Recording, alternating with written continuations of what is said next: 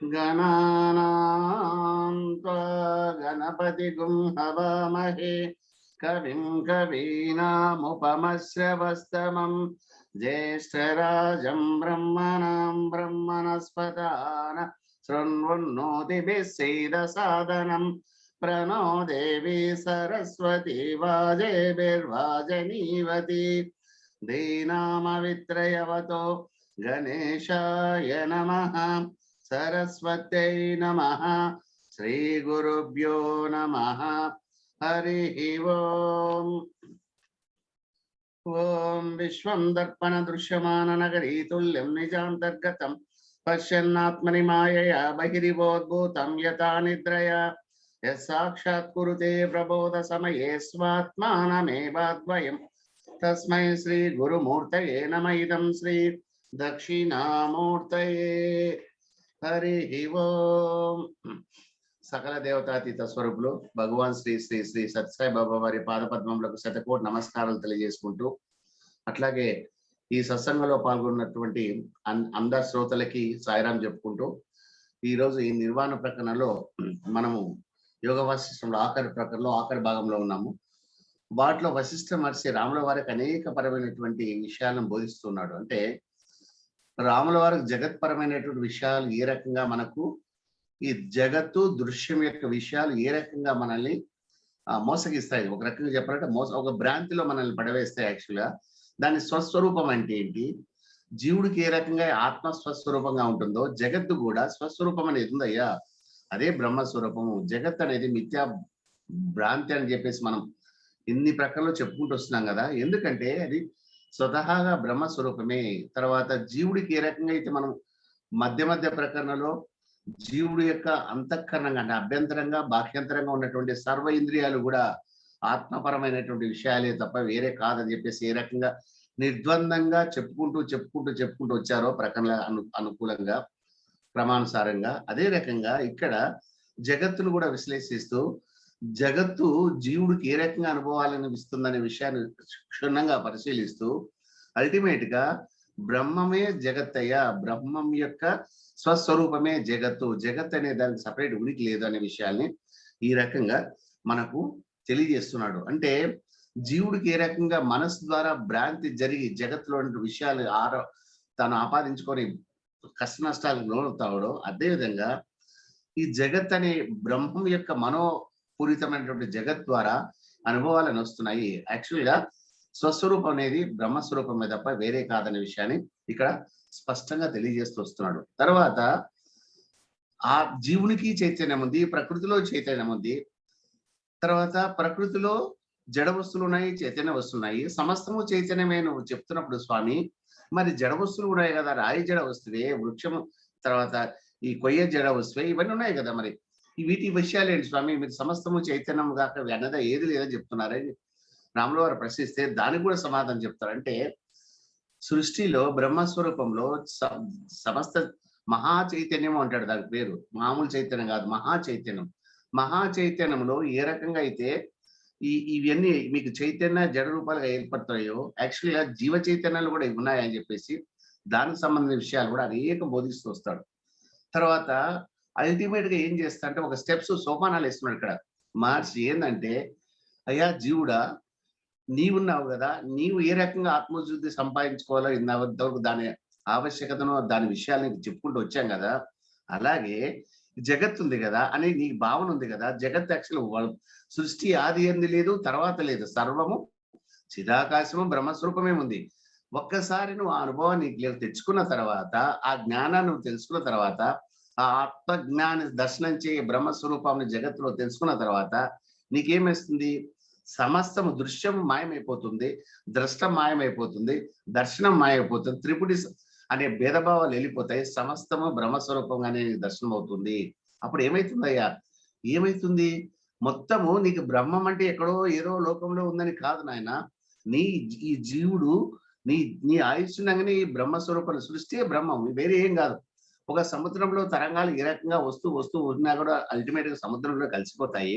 అలాగే ఈ సృష్టిలన్నీ కూడా ఏవైతే సృష్టిలు ఏర్పడుతున్నాయో, సృష్టి కానీ ప్రళయం కానీ ఇవన్నీ ఏర్పడుతున్నాయో చెప్పుకున్నాం కదా, ఇవన్నీ తరంగాలు ఈ రకంగా సముద్రంలో పుట్టి సముద్రంలో పయనించి సముద్రం లయమవుతున్నాయి. అలాగే సృష్టిలన్నీ కూడా బ్రహ్మంలో పుడుతున్నాయి, బ్రహ్మంలో పరిగెత్తున్నాయి, బ్రహ్మంలో ప్రయాణం సాగిస్తున్నాయి, తరకాలను గడుపుతున్నాయి. తర్వాత బ్రహ్మంలో లీనమైపోతుంది. సమస్తం బ్రహ్మమే. కాబట్టి నీకు ఎప్పుడైతే ఆ బ్రహ్మభావం నీలో ఏర్పడిందో నువ్వు ఇంకా సులభంగా ఇంకా కిందికి తీసుకొస్తున్నాడు డిస్కషన్. మహర్షి ఏంటయన అంటే, ఇంకొక పని చేయలారా మీరేం చేస్తారంటే, సర్వము బ్రహ్మ స్వరూపమే, సర్వము ఆత్మ స్వరూపమని జీవుడు ఏ రకంగా భావించిన తర్వాత అంతర్ముఖంగా స్వతహాగా స్వస్వరూపాన జ్ఞానంగా బహిస్వరూప జ్ఞానంగా సర్వము బ్రహ్మమే అంటే సర్వము నీ యొక్క ప్రీతిపాత్రుడైన యొక్క దైవ స్వరూపమే అనే భావన నీవు స్థిరచిత్తుడవై ఆలోచిస్తే నీకు అల్టిమేట్ గా సర్వము బ్రహ్మ స్వరూపంగానే గోచరం అవుతుంది, వేరే కానే కాదని చెప్పేసి ఆ రకంగా డిస్కషన్ తీసుకొస్తున్నాడు. చూడండి ఏ రకంగా వెళ్తుందో ప్రయాణం అనేది. ఈ పారలౌకికమైన సిద్ధాంతాల యొక్క వివరణ విశ్లేషణ ఏ రకంగా మహర్షి తీసుకొస్తున్నాడో మనకు తెలుసు. ఆ వైరాగ్య ప్రకరణలో రాముల వారి చింత ఏ రకంగా బాధలు చెప్పాడో అవి జీవునికి ఏ రకంగా అనుభవాలు వస్తాయి జగత్పరంగా, వాటిని ఏ రకంగా ఉద్దేశించి వాటి విషయాలని అనేక ప్రకరణలో తెలియజేసుకుంటూ వస్తూ జీవుడికి ఆత్మపరంగా నువ్వు సాధన చేస్తే సమస్తము శుభప్రదమని చెప్పాడు. ఇప్పుడు జగత్పరంగా బ్రహ్మమే ఇదంతా, జగత్ అనే సృష్టి ఆదిలో లేదు, మధ్యలో లేదు, తర్వాత లేదు, సర్వము చిదాకాశమే. తర్వాత ఈ సృష్టిలో కడపడే ఈ స్వప్న జాగ్రత్త సుషుప్తి వ్యవస్థలు కూడా ఇవన్నీ కూడా ఒక మిథ్యనే. యాక్చువల్గా అవన్నీ ఏం లేవు. యాక్చువల్ స్వప్నము జాగ్రత్త, నువ్వు ఏ రకంగా స్వప్నంలో ఏ రకంగా వస్తువులు జాగ్రత్తలో మాయమవుతాయో అలాగే జాగ్రత్తలోని వస్తువులు కూడా ఆత్మ దర్శనమైన తర్వాత అవన్నిటికి భేదభావం అనిపించవు. అంతా ఆత్మ స్థానంలోనే అవి లయమైపోతాయి. అట్లాగే ఈ జగత్తు కూడా బ్రహ్మస్వరూపంలోనే లయమైపోతుందయా. అదే ప్యారలల్ డిస్కషన్ అట్లానే ఉంది. కాబట్టి నీకు మోక్షోపాయం చాలా సులభం అవుతుంది. దానికి ఏం చేయాలి? నువ్వు ఆత్మజ్ఞాన శాస్త్రాలను చదువుకోవాలి. నువ్వు ఆత్మజ్ఞాన శాస్త్రాలు చదువుకుంటే మాత్రమే, ఆత్మజ్ఞానం తెలుసుకుంటే మాత్రమే నీకు వేరే మార్గమే లేదు. ఈ రకమైన జ్ఞానాన్ని, ఈ రకమైన సంసార దుఃఖాలను అధిగమించడానికి ఇదొకటే మార్గము. దానికి ఏం చేయాలి? చక్కనైన ఆత్మజ్ఞానులైనట్టు గురువుని ఆశ్రయించాలి, వారి బోధన వినాలి, సాధన చేయాలి, ఆ రకంగా జీవితాన్ని ఉద్ధరించుకోవాలని చెప్పేసి తర్వాత ఈ పారలౌకిక సిద్ధాంతాలు బోధించేటువంటి, మోక్ష శాస్త్రాలు బోధించేటువంటి ఇటువంటి యోగ వాసిష్టమైనటువంటి గ్రంథాలని లేదా ఉపనిషత్తులని మీరు చదవండి, దాంట్లో అర్థాన్ని స్వీకరించండి, వాటి కంఠస్థం చేయండి, వాటి సారాన్ని గ్రహించండి, వాటి జీవితంలో అనుష్ఠానం చేయండి. అప్పుడు మీకు తప్పకుండా ఈ ఆత్మజ్ఞానం సిద్ధిస్తుంది, మీ జీవితం ఉద్ధరింపబడుతుంది. ఈ జన మరణ ఈ బాధల నుంచి, అంటే జనన మరణ ఈ జరా బాధల నుంచి మీరు నివృత్తులు అవుతారని చెప్పేసి అంత డీప్ గా తీసుకెళ్తున్నాడు. స్టెప్ బై స్టెప్ తీసుకెళ్తున్నాడు. ఈ మధ్యలో ఏమైనా వివరాలు వచ్చినా కూడా వాటి కూడా అయ్యా బోధన రూపంగా కొన్ని విషయాలు కొన్ని సమయంలో ఆ స్టేజ్ నుంచి దాటడానికి కొన్ని ఊహించి బోధన చేస్తారు గురువులు. తర్వాత అల్టిమేట్ డిస్కషన్లు అవన్నీ వెళ్ళిపోతాయి. అట్లాగే రాముల వారు కొన్ని సందేశాలు చెప్తారు. ఈ జడ వస్తువు చైతన్య వస్తువులు రెండు ఉన్నాయి కదా, మరి చైతన్యం ఎట్లయితుంది స్వామి మొత్తం సమస్తం అని మీరు ఎట్లా స్టేట్మెంట్ ఇస్తారంటే దానికి చెప్తాడు. అట్లా ప్రతి చోట వశిష్ఠ మహర్షి రాముల వారి సందేహాలు తీర్చుకుంటూ పోతూ చాలా చాలా సాధనకు ఎటువంటి భావపరమైనటువంటి సందేహాలు లేకుండా క్లియర్ కాన్షియస్ తో సాధన చేసుకోవడానికి, జగత్ యొక్క ఈ దర్శనం చేసుకోవడానికి, బ్రహ్మ స్వరూపాన్ని జీవుడు ఆయుష్యంగానే అనుభవించడానికి, మోక్ష సాధనకి సోపానాలు వేశారు ఈ మహర్షి వశిష్ఠ మహర్షి రాముల వారి సంవాదంలో. ఆ విషయాలు మనం ఈరోజు చెప్పుకుందాం. తర్వాత ఫస్ట్ చెప్తాను, పోయినసారి చెప్పాము స్వామి ఆత్మజ్ఞాని ఎవరు?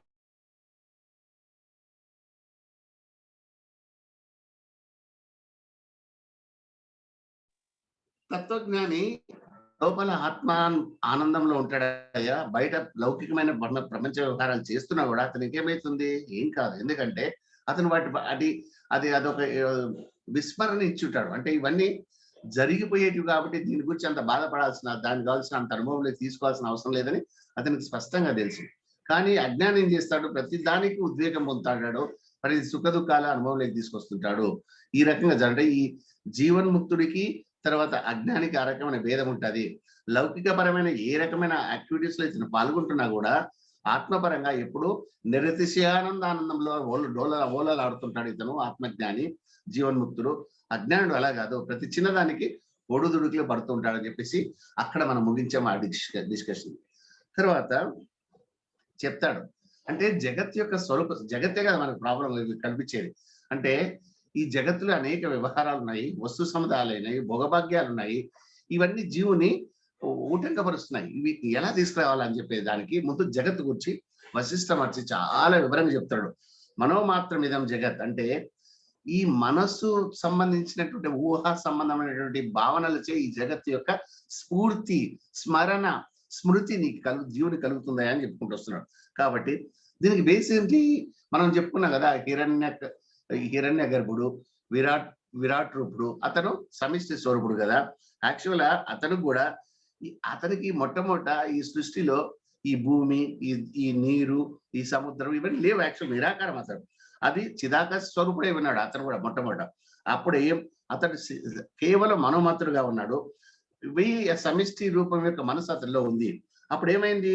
అతనిలో ఒక రకమైన స్ఫురణ వచ్చేసి సృష్టి ఎలా ఉంటే తను చేయబోయేటువంటి సృష్టి యొక్క రచన ఎలా ఉంటుందనే అనుభవానికి తీసుకోవాలని ఆలోచన సృష్టి రచన కార్యక్రమం అబుద్ధిపూర్వకంగా ఏర్పడడం జరిగింది.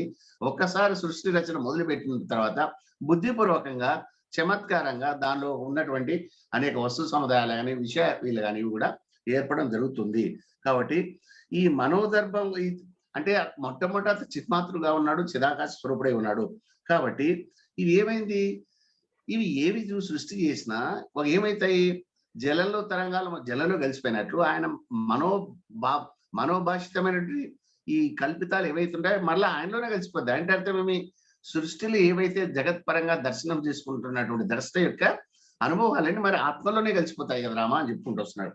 కాబట్టి ఇవన్నీ అక్కడ ఏ రకంగా అయితే సమిష్టి స్వరూపుడైనటువంటి హిరణ్య గర్భుడు సృష్టి యొక్క చమత్కారాన్ని చేసి అనుభవిస్తూ వచ్చాడో అది ఒక చమత్కారము, అది ఒక స్వప్నము, అదొక మనోకల్పితము. అలాగే ఈ ద్రష్ట కూడా ఈ జగత్పరంగా ఏర్పడేటువంటి ద్రష్ట యొక్క దర్శనాలు ఇవన్నీ కూడా దృశ్యముఖ దర్శనాలు కూడా అవి కూడా లయమై లాస్ట్కు ఆత్మయందే లయమవుతున్నాయి అని సత్యాన్ని ముందు తెలుసుకుంటాడు. కాబట్టి బ్రహ్మదేవుడు సత్తమాతుడే అంతే తప్ప అతనికి ఇతని బుద్ధి, చిత్తము, అహంకారం ఎలా ఉంటాయా? ఉండవి. అది ఓన్లీ ఒక కెపాసిటీ, అదొక క్యాపబుల్ శక్తి. అది అట్లా ఉన్నప్పుడు దానికి ఒక రూపం మనిషికి ఎట్లా రకంగా బుద్ధి, చిత్తం, అహంకారం ఉన్నాయో అటువంటివి లేవు. అట్లాగే ఇది ఎలా ఉందంటే సముద్రం ఉంది కదా, సముద్రానికి ఏమైనా సముద్రంలో నీళ్ళకి ఇది పొడవడల్పి అని చెప్పగలుగుతావా? కానీ తరంగానికి ఉంది. అట్లాగే బ్రహ్మంకు దానికి రూపురేఖలు లేవయ్యా, కానీ బ్రహ్మ చేసినటువంటి జగత్ యొక్క సృష్టి యొక్క రూపురేఖలు నీకు అవుపిస్తున్నాయి. కాబట్టి ఇవి అతను నిష్ప్రపంచము నిర్వికల్పమగు పరమాత్మయే. అంటే అతనికి ఎటువంటి సంకల్పాలు కానీ, తర్వాత ప్రపంచ దృష్ట్యా ఇది ఏర్పడాలి, ఇది ఏర్పడకూడదు అనే భావనలు కానీ మొట్టమొదట లేనే లేవు అని చెప్తున్నాడు. కాబట్టి అటువంటిప్పుడు ఈ సృష్టి లయ, సృష్టి తర్వాత ప్రళయం జరుగుతున్నప్పుడు ఒక బ్రహ్మ ఇంకో బ్రహ్మ మారుతున్నప్పుడు, ఒక సృష్టి ఇంకో సృష్టి జరుగుతున్నప్పుడు ఆ స్మృతి ఈ స్మృతికి ఏదైనా అంటే పాత స్మృతిలో జరిగినటువంటి విశేషాల దృష్ట్యా సృష్టి ఏ రకంగా ఏర్పడిందో, సృష్టిలు ఏ రకంగా చమత్కారంగా ఏర్పడినాయో అదే అనుభవం తీసుకొని కొత్త బ్రహ్మ ఆ రకంగా సృష్టిని చేస్తున్నాడా స్వామి అనే ప్రశ్న రాములు వారు వేస్తారు. అంటే ఆ స్మృతి ఏదన్నా ఇక్కడ రోల్ ప్లే చేస్తున్నా అడుగుతారు. అంటే ఆ పరంపర ఏదైనా జరుగుతుందా? సృష్టి అది ఎందుకు కాదు అంటే అనేక బ్రహ్మలు కదులుతూ వస్తూ పోతుంటారు కదా, సృష్టిలు కూడా కదులుతూ సృష్టి ప్రళయం జరుగుతుంటాయి కదా. ఒక సృష్టికి మరొక సృష్టి ఏర్పడినప్పుడు ఆ పాత సృష్టి ప్రకారమే అనుభవాలు కొనసాగుతాయి కదా, అదేమన్నా జరుగుతుందా స్వామి అని చెప్తున్నాడు. కాబట్టి అంటే ఇక్కడ వశిష్ఠ మహర్షి క్లియర్ చేస్తాడు. అయ్యా, జీవులకి ఏమైతుంది? సంసారం కొనసాగుతున్నట్టు జీవులకి జనన మరణ పరివర్తనకు జీవులకి ఏమైతుంది? స్మృతి కొంతవరకు కారణం కావచ్చు, కొద్ది గుర్తు రావచ్చు, పాత జన్మవి ఇవన్నీ. కానీ ఇతనికి దేహమే లేదు కదా. ఈ శబ్ద స్పర్శ రస రూపగంధాలు ఈ పంచతన్ మాత్రం లేవు కదా హిరణ్య గర్భుడికి. కాబట్టి అవి లేనప్పుడు ఆ భావనలు ఎలా ఏర్పడతాయా? స్మృతి ఎలా ఏర్పడుతుందా? అవి నెక్స్ట్ సృష్టి చేసినప్పుడు క్యార్ అవుతాయని వేరే పరబ్రహ్మ, వేరే బ్రహ్మ హిరణ్య గర్భుని ఆ భావనల ద్వారా సృష్టి చేస్తాడని ఎలా అనుకుంటావు? కానే కాదు. స్మృతి అనేది ఈ పరంపరగా వచ్చేటువంటి హిరణ్య గర్భులో ఉండదు అని చెప్తున్నాడు. కాబట్టి కాజారు అట్లాగే ఒకవేళ నువ్వు ఆ పాతకాలపు హిరణ్య గర్భుని యొక్క ఏమంటారు అహంభావం అంటే అతని యొక్క స్మృతి కానీ అతని యొక్క ప్రభావం కానీ కొత్త హిరణ్య గర్భుని ప్రభావం పైన ఉంటే అది కూడా కాదు. ఎందుకంటే సృష్టి అనేది కల్పితం మనం చెప్తున్నాము. సో ఒక ఇతనికి వెళ్ళిపోయినాడు. రెండవ హిరణ్య గర్భుడు వచ్చాడు, సృష్టి వచ్చాడు. నువ్వు ఎలా కల్పితానానికి నువ్వు ఎలా స్మృతికి యాడ్ చేస్తావా? సో అది కూడా లాజికల్ కరెక్ట్ కాదు.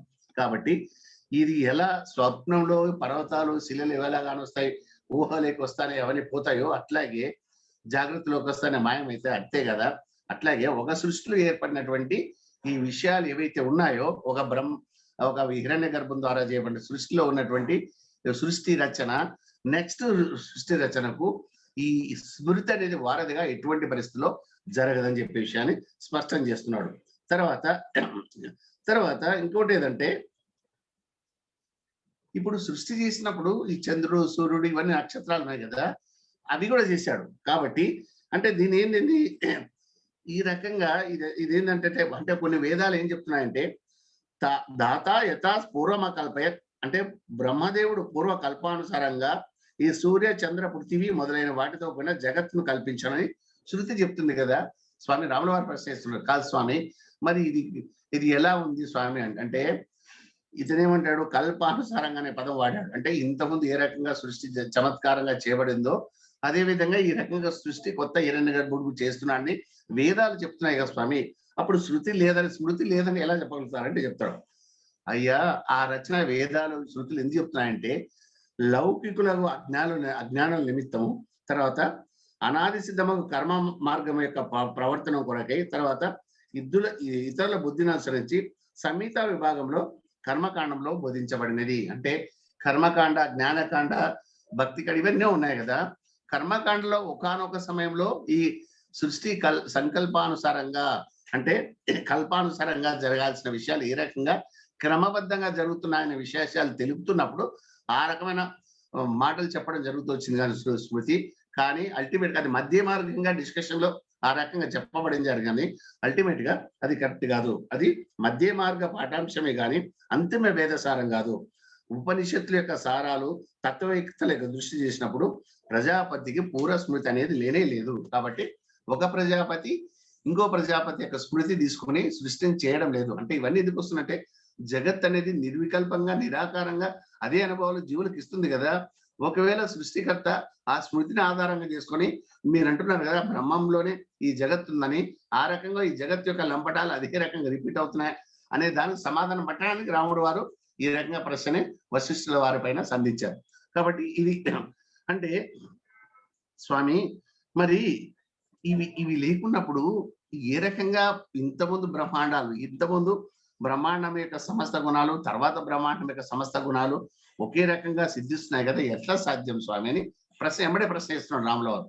దానికి వశిష్ఠ మరి చెప్తున్నాడు, నాయన స్మృతులు కూడా రెండు విధాలుగా ఉంటాయి. మాయోపైత స్మృతి ఒకటి, సత్యవస్తు స్మృతి. మాయోపైత స్మృతి అంటే ఈ స్మృతి అంటే కల్పిత విశేషాలపైన ఆధారపడి ఉంటుంది, అది సత్య పదార్థంగా ఉండదు. అది తర్వాత మొత్తం భ్రాంతిమయమై ఉంటుంది, సంస్కారాలు చే జనించదై ఉండే. దాని అందు మాత్రం కార్యకారణత్వాలు మాత్రం ఉంటాయి. అంటే ఈ కారణత్వాలు ఉన్నందువల్ల నువ్వు అది స్మృతి ఉందనుకుంటావు, కానీ అది మాయోపైత స్మృతి. అలా కాకుండా సత్యవస్తు స్మృతి అనేది ఒకటి ఉంది. రెండో భాగం సత్యవస్తు స్మృతి అంటే ఏంటి, ఆత్మ వస్తువు యొక్క అనుభవ స్మృతి వాస్తవానికి సంభవించదు. అంటే నీకు ఒక అనుభవజ్ఞుడున్నాయా, వాడు ఏ శాస్త్రం చదివినాడు, ఎక్కడ ఎవరి గురించి నేర్చుకున్నాడో అనుభవం అతనికి నేర్పించింది, పాఠం నేర్పించింది. అట్లాగే ఇక్కడ కూడా ఈ సత్యవస్తు స్మృతి అది కాదు, అది స్వానుభవ రూపం. కాబట్టి ఆ బ్రహ్మ స్తంభ పర్యంతం దృశ్యం కించన్న విద్యతే ఎత్ర తత్ర కొతం కొత సంభవ స్మృతే. ఇక్కడ అంటే అయ్యా ఆత్మ సంబంధమైన అనుభవపూర్వకంగా ఏర్పడినటువంటి రచనా చమత్కం ఏదైతే ఉందో ఆ హిరణ్య గర్భునికి ఆ రకంగా సృష్టి జరుగుతుంది. ఆత్మకు స్మృతి లేదయ్యా, ఆత్మకు అనుభవం ఉంది. ఆత్మ సర్వ ఏకాత్మతా భావం కాబట్టి ఆత్మభావనంగా ఆటోమేటిక్ గా సృష్టి ఆ రకంగా ఏ రకంగా గుణగణాలు ఏ రకంగా స్వభావ స్వరూపాలు ఉన్నాయో అదే విధంగా కొనసాగడం జరుగుతూ వస్తుంది. కాబట్టి గడ్డి పరక నుంచి బ్రహ్మదేవునికి గల సమస్త దృశ్యము వాస్తవానికి ఆత్మకు వేరుగా లేనే లేదు. కాబట్టి ఇంకా స్మృతి ఎలా వస్తుంది, మొత్తము ఆత్మస్వరూపంగా ఉన్నప్పుడు అది ఇక్కడ అది డిఫరెన్స్ చేసి దీని నుంచి అది అరువు తీసుకుంది, ఆ నుంచి ఇది అరువు తీసుకోవాల్సింది, దాని నుంచి ఇది అరువు తీసుకుంది, ఆ జ్ఞానాన్ని ఇది కాపీ కొట్టిందా లేదు. కాబట్టి ఇదంతా లేదు. కాబట్టి అట్లాగే స్వప్నము ఈ దృశ్యం కూడా స్వప్న దృశ్యంగా స్వప్న దృశ్యం లాగానే ఉపనయం ఉండే. కాబట్టి ఇది ఎట్లయితే ఇది ఈ దృశ్యం కూడా మనం సత్యం కాదని మనం చెప్పుకుంటున్నాం కదా. కాబట్టి ఎక్కడైతే దృశ్యమే లేదో అంటే దృశ్యం కూడా అదొక బ్రహ్మస్వరూపం మనం చెప్పుకుంటాం కదా అల్టిమేట్ అనలైజ్ చేస్తే. ఇంకా స్మృతి ఎక్కడ వచ్చిందా నీకు? కాబట్టి అదంతా లేదు. అత్యంతాభావ ఏవ అస్య దృశ్యస్య సర్వదా సర్వం బ్రహ్మేతి సత్యార్థం తత్స్మృతే కలనా కుత. కాబట్టి ఇది ఏ రకంగా మనం విశ్లేషణ చేసుకోవచ్చు రామా అంటే, దృశ్యం యొక్క అత్యంత అభావం లేదని తెలుసు. అంటే సో దృశ్యం అస్సలు లేనే లేదని అది ఊహా కల్పితమని మనకు స్పష్టంగా ఏర్పడుతుంది ఈ డిస్కషన్ లో. ఒకవేళ దృశ్యం అనుభవం అవుతుందా కూడా జీవునికి, అది బ్రహ్మస్వరూపం కంటే వేరే కాదు. కాబట్టి ఇంకా స్మృతి ఆది స్మృతి అనేది లేనే లేదు. కాబట్టి నువ్వు ఏ రకమైతే జగత్పరమైన అనుభవాలు జీవులకు కల్పనాశ్రంగా జరుగుతున్నాయంటే, ఒకవేళ జగత్తును మూలకారకుడైన బ్రహ్మము ఆ బ్రహ్మాలు మారుతున్నా కూడా వారు ఆ స్మృతి అదే రకమైనటువంటి చమత్కారం అదే రకమైన జగత్తులను సృష్టిస్తున్నారా, రచిస్తున్నారంటే కాదని చెప్పడానికి ఈత డిస్కస్ చేస్తున్నాడు. కాబట్టి తర్వాత బ్రహ్మం మనం అనుకున్నాం కదా, బ్రహ్మం ఏమంటాడు? అది శుద్ధ జ్ఞాన స్వరూపుడు అని మనం చెప్పుకుంటాం. అతనికి శుద్ధము జ్ఞానము రూపుడకు అతని దేహం లేదు. అటువంటిప్పుడు ఒకవేళ బ్రహ్మకు జగత్తు మనము పూర్వజన్మ ఉండి జగత్తు ఆపాదిస్తే ఈ జగత్తుకు నేను శరీరం కలిగి ఉన్నవాడని చెప్పాడు. అదంతా లేదు కదా. బ్రహ్మానికి జగత్ అనేది లేనే లేదు అని చెప్పి మనం చెప్పుకుంటున్నాం. కాబట్టి జనించడం లేదని చెప్పుకుంటున్నాం కదా. మనము జగత్తును అనవసరంగా బ్రహ్మాన్ని జగత్తుగా భావిస్తున్నాం తప్ప అసలు లేదు కదా. కాబట్టి ఇదంతా జీవులకి రేటటువంటి తల్లి తండ్రి గురువు ఇవన్నీ ఏ బంధాలు ఉన్నాయో బ్రహ్మానికి అవన్నీ లేవు. కాబట్టి అట్లా అనొచ్చు. కాబట్టి ఈ స్మృతి ఏదైతే అంటే ఈ రకంగా పూర్వ అనుభవాలు నీకు దృష్టిలో పెట్టుకుని కొత్త అనుభవాలు వాటి అనుగుణంగా మనకు అనుభవంలోకి వస్తే వాటి స్మృతి అంటాము. ఏవం ఇహి కల్పితం బ్రహ్మం పరమేవాచలం యథ అనాది మధ్య పర్యంతం కుత స్మృత్యాదయస్తత. అంటే సర్వము ఆది మధ్యాంత రహితము కూట పరబ్రహ్మమేగా స్మృతులు ఎక్కడ ఉన్నాయి. కాబట్టి ఏది కలదో అంత బ్రహ్మమే ఉన్నది. తర్వాత ఇదంతా సృష్టికర్త సృష్టి రూపంగా వ్యవహరించినప్పటికీ అతడు సర్వదా స్వయం ఆత్మరూపుడుగా పరమశాంతుడే ఉన్నాడు. అంటే బాహ్య రూపంగా పరబ్రహ్మ స్వరూపం ఉన్నాడు, అంతర్ముఖంగా పరమశాంతుడు అయినాడు. ఎట్లా? స్వయం ఆత్మరూపుడుగా పరమశాంతుడే ఉన్నాడు. కాబట్టి ఇక ఏమనాలు స్మృతి గాని ఇటువంటి లేవని చెప్తున్నాడు. స్మృతి అంటే జగత్పరమైన అనుభవాలు అనుభవంలోకి రావడము లేకుంటే రచన సాగడం, అటువంటివి లేవు నాయన అని చెప్పేసి వశిష్ఠ మహర్షి వారు రాములకు క్లియర్ చేస్తున్నాడు. కాబట్టి ఇక్కడ ఏది ఇంకా విషయం చెప్తాడు అంటే, మనం ఒక మృగదృష్టిలో వాటర్ చూసినప్పుడు ఏమైతుంది, అక్కడ నీరు ఉన్నాయని చెప్పుకుంటాం. కానీ అది దృశ్యం భాషిస్తుంది అంతే తప్ప అట్లా నీకు అవుపిస్తుంది స్మృతిని అట్లా కానీ అక్కడ లేదు కదా. కాబట్టి అట్లాగే ఇది కూడా స్మృతి అనేది ఇది ఎఫెక్ట్ సృష్టిలో లేదు, సృష్టికి కారకం కాదు. తర్వాత జీవుడు దర్శించే భావం కూడా అది మిథ్యనే. కాబట్టి అటువంటి లేదని చెప్తున్నాడు. కాబట్టి ఇది అంత. తర్వాత ఇంకో మాట చెప్తాడు, ఒకవేళ స్మృతి అనేది ఒక సంవిత్గా తీసుకుంటే అది ఒకవేళ ఆ రకం అసలు స్మృతి కూడా బ్రహ్మస్వరూపమయ్యా అని వేరే రకం మాట్లాడడానికి లేదని చెప్తాడు. అంటే నువ్వు జీవుడు ఏ రకంగా ఒక చేతినో కాల్లో ఏదో ఒక అవయం ద్వారా ఎక్కువ వర్క్ చేస్తున్నప్పుడు ఒక రకమైనటువంటి ఒక స్పర్శ వస్తుంది, సంవిత్ స్పర్శ వస్తుంది. అట్లాగే ఈ బ్రహ్మస్వరూపంలో కూడా ఈ స్మృతి అనేది ఒక సంవిత్ రూపంలో నీకు దర్శనం అవుతుంది తప్ప అది బ్రహ్మస్వరూపంగానే వేరే కారణం కాదు. కాబట్టి ఈ స్మృతి దానికి ఇది కారణమా దీనికి అది కారణం అనేది డిస్కషన్ అనవసరం అని చెప్పేసి విషయాన్ని క్లియర్ చేస్తున్నాడు వశిష్ఠ మహర్షి రాముల వారికి. కాబట్టి ఇది అంటే నువ్వు ఆ రకంగా నువ్వు ఈ స్మృతి అనే దాన్ని ఫోకస్ చేసి నువ్వు డిస్కస్ చేస్తే కొన్ని దానికి స్మృతి ఉంటుంది, కొన్ని దానికి ఉండదు, కొన్ని దానికి పార్షియల్ ఉండదు, కొన్ని అసలు రకరకాల అనుభవాలు వస్తాయి. కాదు కాబట్టి దానికి మూలం ఏది ఉందో దాన్ని పట్టుకొని నువ్వు డిస్కషన్ చేయాలని చెప్తాడు. కాబట్టి ఇది ఎట్లుందంటే ఒక స్వప్నం వచ్చింది, ఆ స్వప్నంలో భవనాలు ఇవేవో కానొస్తాయి. మేల్కొన్న తర్వాత అవి ఎట్లా కట్టినారు ఇవన్నీ మనం ఆలోచిస్తాం. లేదు కదా, ఆ స్వప్నమే భ్రాంతి అని చెప్పి వదిలేస్తాం. అట్లే ఇక్కడ కూడా ఈ స్మృతి కూడా. కాబట్టి జ్ఞాని యొక్క దృష్టిలో దృశ్యమే అసంభవమైనప్పుడు ఇక స్మృతి అనేది ఎక్కడి నుంచి వస్తుంది? కాదు, ఇదంతా లేదు. కానీ అజ్ఞాని దృష్టిలో ఉంటుంది. ఏది? జగత్తు దృశ్య రూపంగా సత్యంగా భాషించారు కాబట్టి అతనికి ఈ అజ్ఞాన దృష్టి వల్ల ఏం చేస్తాడు? పాతకాలంలో అనుభవాలు కొత్తగా అనుభవంలోకి వస్తున్నట్టు ఈ రకంగా చమత్కారంగా ఆలోచన చేయడం జరుగుతుంది అని చెప్తాడు. కాబట్టి ఇది విషయం. తర్వాత స్వామి ఈ స్మృతి ఉంది కదా, జ్ఞాపకం ఉంది కదా, ఈ స్మృతి, వీటిని దృష్టిలో పెట్టుకొని ఈ అజ్ఞాని తత్వజ్ఞానుల పరస్పర అనుభవం గురించి కూడా చెప్పండి స్వామి అంటాడు. అంటే ఈ స్మృతి అనే పదం ఏ రకంగా, ఈ స్మృతి అనే అనుభవం ఏ రకంగా ఒక అజ్ఞాని విషయంలో, ఓ తత్వజ్ఞాని విషయంలో ఏ రకంగా అనుభవంలోకి వస్తుందని చెప్తున్నాడు. ఇక్కడ వశిష్ఠ మహర్షి మళ్ళా ఆ క్లాసిఫికేషన్ చేస్తున్నాడు. నా మోక్షోపాయ కథనం నచ జానామి తస్థితం సందేహాదివత్ జిజ్ఞాసం తావత్ మోక్ష కథోక్షతే యావత్ దృశ్యం స్మృతి చైవ సంస్కృతి శ్యామతి. కాబట్టి ఇక్కడ రెండు మాటలు చెప్తాడు, క్లియర్ డిఫరెన్షియేషన్ చేస్తున్నాడు. అయ్యా, పూర్ణ తత్వజ్ఞానికి మోక్షోపాయం గురించి చెప్పాల్సిన పర్లేదు, ఆల్రెడీ తెలిసిందని. కాబట్టి అతనికి ఆవశ్యకత ఉండదు. నువ్వు ఏం చెప్తున్నాడు, తత్వజ్ఞానికి అజ్ఞానికి అంటున్నావు కదా, ఈ విషయాలు ఎట్లా చెప్పాలి స్వామి స్మృతి గురించి అంటే, తత్వజ్ఞాని మోక్షాన్ని గురించి క్లియర్గా తెలుసుకుంటాడు కాబట్టి, ఉపాయాన్ని గురించి కాబట్టి ఇంకా అతను కొత్తగా చెప్పాల్సినది ఏముండదు. అజ్ఞానికి దృశ్యంపై నమ్మకం ఉంటుంది కాబట్టి నువ్వు చెప్పినా కూడా అర్థం కాదు, ఇది విషయం. సో అజ్ఞానికి నువ్వు ఈ విషయాలు స్మృతి లేదురా నాయన నువ్వు చెప్పినా కూడా వాడు దృశ్యంపై నమ్మకం ఉంటుంది, లేదు ఉందని చెప్తాడు. తత్వజ్ఞాని మోక్షం యొక్క ఉపాయం ఆల్రెడీ అనుభవంలోకి తెచ్చుకుంటాడు కాబట్టి అతనికి అవసరం లేదు ఇవన్నీ చెప్పాల్సిన పని. కాబట్టి కనుకనే ఈ మరి ఈ రచన ఎవరు చెప్పాలి, నువ్వు చెప్పే పాయింట్ ఎవరు చెప్పాలంటే ఒక జిజ్ఞాసుకు, అంటే మోక్ష సాధనలో ప్రయత్న సాధనలో ఉండే జిజ్ఞాసుకు, ముముక్షుకు మాత్రమే చెప్పాలంటాడు. కాబట్టి తర్వాత తత్వజ్ఞాని ఏ రకంగా అర్థం చేసుకుంటాడు, రెండు రకాలు. అంటే ఒక అజ్ఞాని తత్వజ్ఞాని ఏ రకంగా అంచనా వేస్తా అంటే చెప్తున్నాడు. ఒకటి, అరే వీడికి ఏం పని లేదు, అనవసరమైన దాన్ని పట్టించుకుంటాడు, అవసరం దాన్ని వదిలేస్తున్నాడని దృశ్యపరంగా ఆలోచన చేసి ఆ రకంగా ఆపాదిస్తాడు జ్ఞానిని అజ్ఞాని. ఇక్కడ అంటే ఇతను ఒక పిచ్చివాడయ్యా, అమాయకుడు, మోసపడుతున్నాడు, ఈ దృశ్యాన్ని దృష్టిలో తీసుకోకున్నాడు.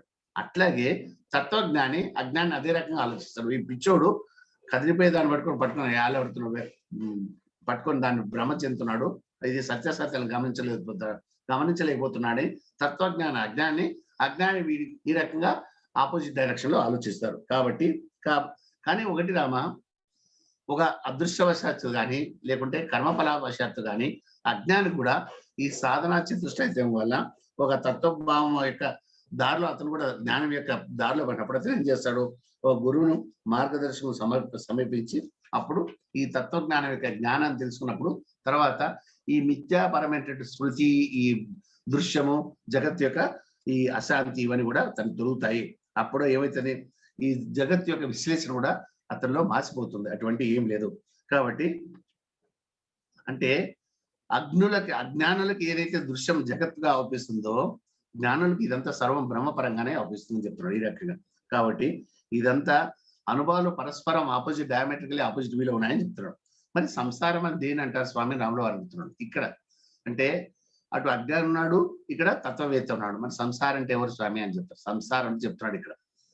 అంటే అంతఃకరణ సహిత చైతన్యంలో, అంటే అంతఃకరణంలో చైతన్యంలో బాహ్య వస్తు సేవనం చేత బాహ్య వస్తు రూపము భాషించడం జరుగుతుంది. అంటే వస్తువు యొక్క ఈ జ్ఞానం కానీ వస్తువు యొక్క అనుభవం కానీ పదే పదే అంతఃకరణంలో మనకు స్పందింపజేస్తుంది. కాబట్టి అది ప్రతిబింబంగా వెలుగుతూ వస్తుంది. అప్పుడు ఏమని, బాహ్య వస్తువు యొక్క స్వరూపం మరలా వ్యవహారం ద్వారా అభ్యస్తమై అంతరంగం నాటుకుంటే స్థానమే చిత్తం అంటారు. కాబట్టి ఆ చిత్తంలో ఏ రకంగా బాహ్య వస్తువుల యొక్క ఆకర్షణలు బదిలంగా నాటుకుంటాయో అప్పుడు ఇష్టాలు ఇవన్నీ ఏర్పడతాయి, వాసనలు ఏర్పడి ఆ వాసనలే సంస్కారం లేదని సంసారం అంటారు రావా అని చెప్పేసి క్లాసిఫికేషన్ చేస్తున్నాడు. అంటే చిత్తం అనేది జీవుల్లో ఉంది, చిత్తం మీద దాంట్లో ఈ వాసన సంస్కారం జగత్పరమైన ఇష్టాలు ఏర్పడతాయి.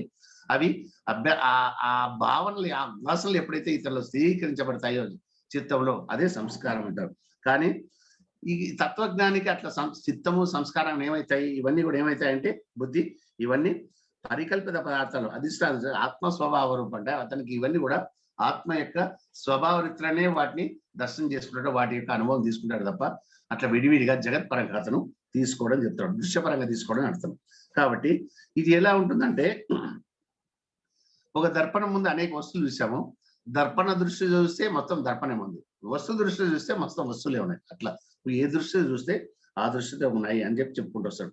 కాబట్టి అసలు స్వప్న పదార్థాలు అసలు పదార్థాలే కాదు కదా. కాబట్టి అట్లా అంటే దీని అర్థం ఏదంటే, మనకు ఇదంతా ఎందుకు ఈ రకంగా ఈ డైకోటమీ, ఈ పరస్పర విభేదమైన దృశ్యం యొక్క విశ్లేషణ మనకు అనుభవంలోకి వస్తుందంటే, అయ్యా చిదాకాశము సృష్టి అనబట్టి 2 శబ్దములు పర్యాయ పదంలే, అది అర్థం. అంటే సృష్టి కూడా పరబ్రహ్మ స్వరూపమే, చిదాకాశ స్వరూపమే. కాబట్టి దీనికి విశ్లేషణ ఏ రకంగా చేసుకుంటామంటే, బ్రహ్మము తన యందే తను ఇట్లా జగత్ రూపకంగా భాషిస్తుంది. అంటే జగత్ అనేది సపరేట్ కానే కాదయ్యా. అసలు జగత్ అనే మాట ఎందుకు వచ్చింది. అసలు అది లేదు. అది లేదంటే ఆ పదం లేదు. అది సర్వం బ్రహ్మమే. బ్రహ్మమే జగత్తుగా భాషిస్తుంది, నీకు అనుభవంలోకి వస్తుంది. తర్వాత బ్రహ్మం వేరైనట్లు మిథ్యగా ఈ జగత్తు భాషిస్తుంది. అదేం చేస్తుంది? ఓహో, నేను సపరేటు, నాకు సపరేట్ ఐడెంటిటీ ఉందని చెప్పేసి రకంగా అనుభవంలోకి వస్తుంది. తర్వాత బ్రహ్మమే సృష్టాది యందు జగత్తు వలె స్థితి ఉన్నది. కాబట్టి సృష్టి మొదటి నుంచి కూడా జగత్ అనేది బ్రహ్మంలోనే ఉంది. లేకుంటే బ్రహ్మమే జగత్ అని సపరేట్ లేదు. నువ్వు అనుభవంలోకి తెచ్చుకుంటే జగత్ వస్తుంది తప్ప లేదని చెప్పుకుంటాడు. కాబట్టి ఇక ఇక్కడి సర్వం బ్రహ్మమే ఉన్నప్పుడు ఈ జగత్తులో ఇది మంచిది, చెడ్డది, ఇది అవసరం, ఇది వదిలేయాలని అనుభవమే రాదు కదా అని చెప్తున్నాడు. కాబట్టి అదొకటి. రాముల వారు వెంటనే ప్రశ్న అడుగుతాడు, స్వామి మరి జగత్ ఈ రకంగా బ్రహ్మ స్వరూపం అంటున్నారు కదా, దీన్ని సాకారం అనుకోవాలా, నిరాకారం అనుకోవాలా, ఏ రకంగా భావన ఉచితం చేసి మేము సాధన చేయాలా అని ఆ పరబ్రహ్మ స్వరూపాన్ని మనం అనుభవం కావాల్సిన సాధన చేయాలి కదా, అది నిరాకారంగా సాధన చేయాలా, సాకారంగా సాధన చేయాలని రాముల వారు వశిష్ఠ మహర్షిని ప్రశ్న చేస్తున్నాడు. అప్పుడు చెప్తాడు, అయ్యా సాకారంగా నువ్వు భావన చేస్తే ఏమైతుంది, జీవుడికి ఏ రకంగా జగత్తులో అనుభవాలు దుఃఖపరమితంగా వస్తాయో ఆ రకంగా ఈ సాకారమైన బ్రహ్మ ఎప్పుడెప్పుడు మార్పులు చెందుతూ ఉంటుంది కదా. సో సాకారం ఏదైతుందో దానికి ఎప్పుడు మార్పులు చేపడు సత్యం కదా. నువ్వు ఆ రకంగా అయితే ఆ రకమైన దుఃఖాలు నువ్వు అనుభవించాల్సి వస్తుంది. కాబట్టి ఈ సాకారము స్మృతి రెండు కూడా, అంటే ఆకారం స్మృతి కూడా మిథ్యయే. కాబట్టి అది బంధం కలిగించగలది. కాబట్టి ఇదంతా ఏం చేయాలి కాబట్టి ఇది జగత్తు కూడా శూన్యరూపంగానే ఉంది కదా. ఇక్కడ చిదాకాశంగా నువ్వు స్పష్టంగా ఆ దర్శనం అయితే జగత్ అనేది శూన్యం కదా. కాబట్టి ఇవన్నీ ఎక్కడి నుంచి వచ్చాయి అంటే స్వప్నంలో ఈ రకంగా చిదాత్మ యొక్క దృశ్య పరంపర మనకు అనుభవంలోకి వస్తుందో అలాగే ఈ రకంగా బ్రహ్మస్వరూపంలో కూడా జగత్ యొక్క అనుభవాలు వస్తున్నాయి. కాబట్టి ఇదంతా బ్రహ్మస్వరూపమే. కాబట్టి ఇది నువ్వు చిదాకాశ స్వరూపం అదే జగత్తును కాంచున్నాడు. కాబట్టి తన స్వరూపమునకు అనన్యమైన దానిదే ఈ సర్వ దృశ్య స్వరం. అంటే ఏదైతే జీవుడు ఆత్మస్వరూపుడో, బ్రహ్మస్వరూపుడో, బ్రహ్మాంశం కలిగిన వాడో, జగత్తు కూడా బ్రహ్మస్వరూపము, ఆ రకమైన ఆలోచన చేయాలి తప్ప ఇది నిరాకారమా సాకారం అని చెప్పేసి ఇది కూడా ఆ రకంగా దాని ఈ ఈ విశ్లేషణ ఆ రకంగా చేయరాదు. అంటే నువ్వు ఏ రకంగానే తీసుకో, కానీ ఏమి నీ ఫోకస్ పాయింట్ ఏంది, బ్రహ్మమయమే జగత్ అనేది నాకు ఏదైతే ఇంతవరకు భాషించిందో అదంతా బ్రహ్మమయ అనే భావన ఉండాలి తప్ప అది నిరాకారమా సాకారం అనేది అంత కాదు. కాబట్టి హిరణ్య గర్భుడు మనోరూపం ధరించి ఈ రకంగా భావనాసారంగానే అతని సృష్టి కల్పన గావించాడు. దానిలో ప్రవేశించి ఈ రకంగా వస్తు సముదాయాన్ని కల్పించాడు. తర్వాత ఇదంతా స్మృతి రూపం కాదు, సాకారం కాదు, అది భ్రాంతి కాదు, వివర్త రూపం కాదు, ఇది కేవలం బ్రహ్మమే. బ్రహ్మము సృష్టి ఫలం కూడా ఈ రకంగా ఈ సృష్టి ప్రళయాలు ఇవన్నీ కూడా మనం ఏమన్నా జగత్తుగా భాషించేది ఏదైతే దర్శనం అవుతుందో జీవులకి ఇదంతా సర్వము కూడా ఈ బ్రహ్మమే. అది సర్వము ఏకము, నిర్మలము, చిదాకాశము, ప్రశాంతము, నిత్యోత్తము అని ఉన్నది అని చెప్పేసి చెప్తున్నాడు ఈ రకంగా. అంటే ఇక్కడ మెయిన్ మనకి ఏం చెప్తున్నా అంటే ఆ డిస్కషన్ అంతా బ్రహ్మమయం, అంతా బ్రహ్మమయం అని చెప్తారు, పాట ఉంది కదా అట్లా. సో ఈ బ్రహ్మమయంలో నీవు జగత్ అంటావు, స్మృతి అంటావు. స్మృతి అంటేనే మళ్ళీ ఈ వస్తు సముదాయం కల్పన, దాని యొక్క అనుభవాలు, ప్రాబ్లమ్స్, డిస్కషన్లు వస్తాయి. అవి లేవు కదా. నీకు బ్రహ్మము అది దానికి లక్షణాలే ప్రశాంతము, నిర్మలము, ఏకమైనటువంటి నీకు దర్శనమైనప్పుడు ఆ దర్శనాన్ని ఏ రకంగా సాధన ద్వారా అభ్యసిస్తావో ఈ భేదభావాలు నీకు రావు కదా అని చెప్పే విషయాన్ని వశిష్ఠ మహర్షి రాముల వారికి స్పష్టం చేస్తున్నాడు. తర్వాత ఇక్కడ నెక్స్ట్ పాయింట్ వస్తుంది చైతన్యం. ఏమనే ప్రశ్న, స్వామి సరే మొత్తము చైతన్య పరంగానే వికాసింపజేస్తుంది, ప్రకాశిస్తుంది అని మీరు చెప్తున్నారు కదా, మరి స్వామి మొత్తము ప్రపంచమంతా అంటే జగత్తు కానీ ఇతర సృష్టి కానీ ఆత్మ యొక్క చమత్కారమే అంటారు. అంటే ఆత్మలో లయమైపోతుందని మీరు చెప్పారు కదా, మరి అటువంటిప్పుడు ఈ దేహం ఎందుకు వచ్చింది స్వామి, ఈ దేహంలో అహంభావం ఎందుకు వచ్చింది స్వామి? దేహంలో అహంభావంతో పాటు ఈ సృష్టిలో అంటే ఈ మీరు ఏదైతే బ్రహ్మ అంటున్నారో దాంట్లో జడ వస్తునో చైతన్య వస్తుంది. మీరేమంటున్నారో సమస్తము చైతన్య స్వరూపమే అంటున్నాం. మరి జడ వస్తున్న దాన్ని ఎట్లా మనం దాన్ని ఏ క్లాసిఫికేషన్ కింద తీసుకోవాలి? దానికి పరస్పరం కాంట్రాడిక్టరీ కదా మీరు ఇచ్చే స్టేట్మెంట్ కి. తర్వాత ఇది ఈ అహంభావం ఉంది కదా, ఆత్మ అహంభావం. కాబట్టి సర్వము ఆత్మమయమే అన్నప్పుడు జడ వస్తువులకు ఆత్మభావం ఎలా కలుగుతుంది స్వామి? చైతన్య భావం ఎలా కలుగుతుంది? చేతన వస్తువులో చైతన్య భావం ఉంటుంది, జడ వస్తువులో చైతన్య భావం ఎలా ఉంటుంది స్వామి? కాబట్టి మట్టి, గోడ, రాయి, ఇల్లు ఇటువంటివి కూడా ఇది ఇవి మనకు జాగ్రత్తలు వస్తే స్వప్నంలో దర్శనం అవుతున్నాయి కదా, మరి చైతన్యాలు కదా, మరి సర్వం చైతన్యమేమంటారు. నువ్వు చైతన్యమే, ఆత్మనే, స్వప్నంలో ఆత్మయే, జాగ్రత్తలోనో ఆ ప్రకాశం ద్వారా ఈ రకంగా అనుభవాలు తీసుకొస్తుందని చెప్పారు కదా. మరి మరి సర్వం జగత్ మహా చైతన్య స్వరూపమే అయినప్పుడు సర్వ జగత్ చైతన్య స్వరూపమేవా అనే సిద్ధాంతం మీరు గట్టిగా చెప్తే మరి ఈ రకంగా జడ పదార్థాలు ఎట్లా మనం విశ్లేషణ తీసుకోవాలి స్వామిని రాముల వారు ప్రశ్నిస్తున్నారు మహర్షిని. అక్కడ అంటే రాముల వారు మంచి ప్రశ్న వేసేవా నువ్వు అంటే, సృష్టిలో చైతన్యము చైతన్య విరుద్ధమైన జడ రూపము రాయి కట్టగా కూడా అవ్వచ్చున్నదా అది. కాబట్టి కదిలే శరీరాల చైతన్యం అవ్వచ్చు, కానీ కదలని రాయి కట్టే చైతన్యం ఎట్లా అవుతాయనే విషయాన్ని నువ్వు దీన్ని ప్రశ్నిస్తున్నావు కదా. అంటే దీనికి సమాధానం చెప్తాడు ఏంటంటే, జడంగా కనిపించే రాయి తర్వాత కట్టే ఎట్లా చైతన్య స్వరూపంలో వివరిస్తాను అని అంటాడు. ఇక్కడ పెద్ద క్లాసిఫికేషన్ తీసుకొస్తాడు. అంటే సృష్టిలో జీవునికి చైతన్యపరమైనటువంటి వస్తు సముదాయం కానీ, జీవ సముదాయం కానీ, జడపదమైనటువంటి వస్తు సముదాయం కానీ అనుభవంలోకి వస్తాయి కదా. మరి సర్వం చైతన్య స్వరూపమే, నువ్వు చైతన్య స్వరూపమే అంటారు కదా, సర్వ జగత్ చైతన్య స్వరూపమేవా అంటున్నారు కదా స్వామి. మరి ఎలా అంటే దానికి ఒక పెద్ద క్లాసిఫికేషన్ తీసుకొస్తాడు. అంటే అయ్యా, చైతన్యంలో జడం ఉంటుంది, చైతన్యం ఉంటుంది. అది చైతన్యము జీవుని యొక్క చైతన్యం కానీ, విశ్వరూప చైతన్యం కానీ రెండు ఉంటాయనే విషయాన్ని పాయింట్ బై పాయింట్ అంటే ఆ సందేహాన్ని నివృత్తి చేస్తున్నాడు రాముల వారికి అనేక విశేషాల ద్వారా వశిష్ఠ మహర్షి. ఇక్కడ ఏం చెప్తున్నాడంటే, అయ్యా జీవుడు ఉన్నాడు కదా, జీవుడికి ఏమండి, అయ్యా నీ జీవుడను అనే అహంకారం శరీరం అంతా ఉంటుంది. అయితే చేతులు ఉపయోగించినప్పుడు చేతుల యొక్క అహంకారం, కాళ్ళ యొక్క కాళ్ళ యొక్క కళ్ళు, ఇట్లా రకరకాల ఆ అవయవాలు అన్నప్పుడు ఆ అహంకారం ఎక్కువగా ఉంటుంది. అట్లాగే విశ్వరూప చైతన్యం వచ్చినప్పుడు కూడా చైతన్యం కూడా దేహమునందు మాత్రమే దేహమునకు సంబంధం అహంభావం. అట్లే ఏ రకంగా ఎంటైర్ దేహ సంబంధించిన అహంకారం ఉంటుందో, అహంభావం ఉంటుందో, అట్లాగే భూమి, ఆకాశము, రాయి మొదలైన వాటి పట్ల ఆయా పరిమిత అహంభావాలు కలిగి ఉంటుంది. అంటే చైతన్యమా జడ, జీవునిలో చైతన్య వస్తున్నాయి, జడ వస్తున్నాయి. అట్లాగే ఈ విశ్వంలో కూడా చైతన్యమైనటువంటి జడమైన వస్తువులు ఉన్నాయి కదా, వాటిలో కూడా లిమిటెడ్ గా అహంభావం ఉంటుందనే విషయాన్ని పాయింట్ నెంబర్ 1 ద్వారా చెప్తున్నాడు. రెండేంటి, ఒక వ్యక్తికి వృక్షం అంటే చాలా అభిమానం అనుకో, అహంభావం. అది అన్ని ఆ వృక్షంలో ఆ పూలు కానీ, ఆకులు కానీ, కాళ్ళు కానీ, కాయలు కానీ, కాండం కానీ అన్ని సమంగా భావిస్తుంటాడు.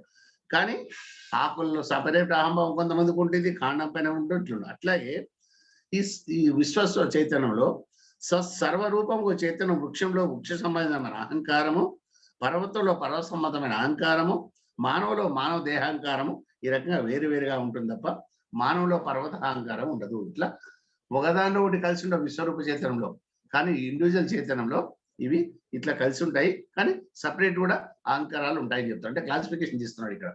తర్వాత ఆకాశాభిమాని జీవునికి శూన్యత్వమునందే శూన్యమనే అహంభావం ఉంటుంది. వస్తురూప దేహరూప అహంభావం ఉండటం లేదు. అంటే అక్కడ ఇది వస్తువు, ఇది దేహం అనే భావన అక్కడ శూన్యమే కాబట్టి ఆకాశం గురించి ఆలోచించినప్పుడు అదే ఉంటుంది. ఇక్కడ ఈ చైతన్యానికి శూన్యమునందు శూన్యమేవాహం భావం మని సువర్ణాది ద్రవ్యముల పట్ల అహంభావం కలిగి ఉన్నది. ఇక్కడ అంటే మణి సువర్ణాది ద్రవ్యముల పట్ల ద్రవ్యత్వ అహంభావం కలిగి ఉన్నది. అక్కడ శూన్యత్వ భావం ఉన్నట్లే ఈ మనులు మాణిక్యాల పైన వాటిపైన అహంభావం అంటే ఒక రకమైన ఇచ్చ అనుకోవచ్చు, ఒక రకమైన మమకారం అనొచ్చు, ఒక రకమైన అది ఏమంటారు ఈ నాది లేదా అహంకారం ఏదని నాదని చెప్పుకుంటాం కదా, అటువంటి భావన రావచ్చు. తర్వాత స్వప్న దశకు నిరాకారమగు స్వప్నపురం పట్ల స్వప్న రూపత్వానికి సంబంధించిన అహంభావం ఉంటుంది. స్వప్నం వస్తుందా, పలానా స్వప్నం నాకు వచ్చిందని చెప్పుకోవడానికి ఒక రకమైన అధికారం ఉంటుంది. ఇక్కడ సర్వరూప చైతన్యము స్వప్నం అందు స్వప్నాహంభావం, జాగ్రత్త భావం రెండు ఉన్నాయి. ఇక్కడ విశ్వ చైతన్యంలో జాగ్రత్త అహంభావం ఉంది, స్వప్నానుభావం ఉంది. తర్వాత పర్వతాభిమానికి శిలారూపము, వృక్షరూపము, జలరూపము ఇత్యాది అహంకారాలు ఉన్నాయి. ఒకటి పర్వతం అభిమానించేవాడికి ఇది శిలయ, ఇది వృక్షం. కానీ సర్వాత్మక చైతన్యంకు మహాపర్వతపుర ఆదిగా అహంకారాలు ఉన్నాయి. అంటే అది ఇదంతా నేనే అనే అహంకారం కలిగి మధ్యశం. అంటే అక్కడ ఆ పర్వతంలో వివిధ రకాలైన చెట్లు, కాయలు, తర్వాత ఈ రాళ్ళు, రప్పలు ఇవన్నీ ఉంటాయి కదా! వాటిని ఒక్కొక్క రకంగా ఓన్ చేయొచ్చు అదంటారు. ఇక్కడ అట్లా కాదు. సర్వం మ్యాక్రో లెవెల్‌లో ఓన్ చేయడం జరుగుతుంది. చేతన రూపమైన ఈ దేహమునకు అట్లాగే జీవునికి గోళ్ళు, వెంట్రుకలు ఇవన్నీ ఉన్నాయి కదా! అచేతనము కదా!